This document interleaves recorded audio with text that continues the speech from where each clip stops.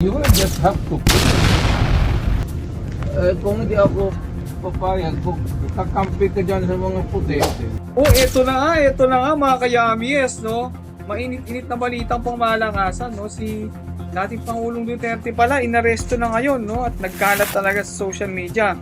Putok na putok yung pagka-aresto kay ex-PRRD dahil nga sa kanyang mga kaso related sa extrajudicial killings, no? At crimes against humanity, no? So, ito pa kayamies, no? Ito yung isang clip na panoorin ninyo, yung pag-aresto kay ex-President Rodrigo Roa Duterte. I-warrant over it. So, you will just have kung hindi ako papayag, kung kakampi ka dyan sa mga puti. Kaya nga. Ang ilang mga taga-suporta ng dating presidente na si Rodrigo Roa Duterte ay sinisigaw ang kanyang pangalan ng mga supporters niya.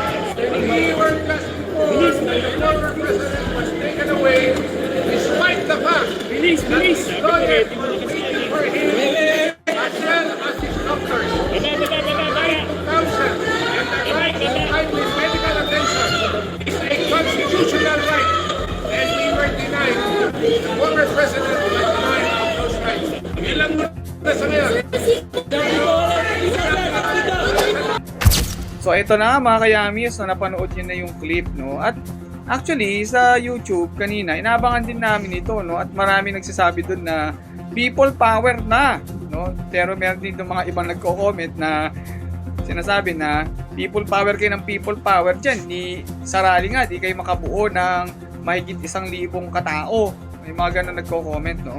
So anyways mga kayamis, anong masasabi ninyo rito sa nangyari kay dating Pangulong PRRD? So okay ba sa inyo na naaresto na siya dahil nga sa meron siyang mga kaso regarding nga sa crimes against humanity at iba pang kaso na kung saan inaakusahan siya na siya ang possible na drug lord dito sa Pilipinas? So anong komento niyo dyan mga kayamis? So pag-usapan natin yan sa ibaba.